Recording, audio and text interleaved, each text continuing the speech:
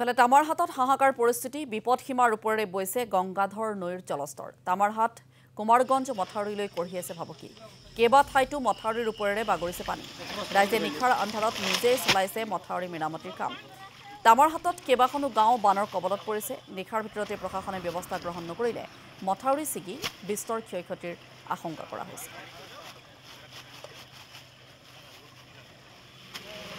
অসুবিধা চাওক, এতিয়া আহাৰমহীয়া যি বান, এই বানত আজি 3বাৰ মান পানী আহিলে, কিন্তু এইবাৰ যথেষ্ট বেছি পৰিমাণে পানী অহাত আমাৰ ৰাইজৰ বহুত দুৰ্ভোগ হৈছে।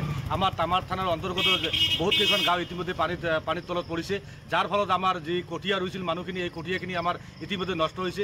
বহুত মানুহ আছে বন্ধন বেংকৰ পৰা টকা ঋণ লৈ, আমাৰ বিভিন্ন ফালৰ পৰা আপোনাৰ টকা ধাৰে লৈ এই কঠীয়াখিনি ৰৈছিল, কিন্তু এই কঠীয়াখিনি ইতিমধ্যে পানীৰ তলত যোৱা গৈছে। লগতে আমাৰ ঘৰ বাৰী যোৱাৰ লগতে আমাৰ পশুধন বহুতখিনি ইয়াত অসুবিধা হৈছে। এতিয়া খাদ্যৰ অভাৱ হৈছে।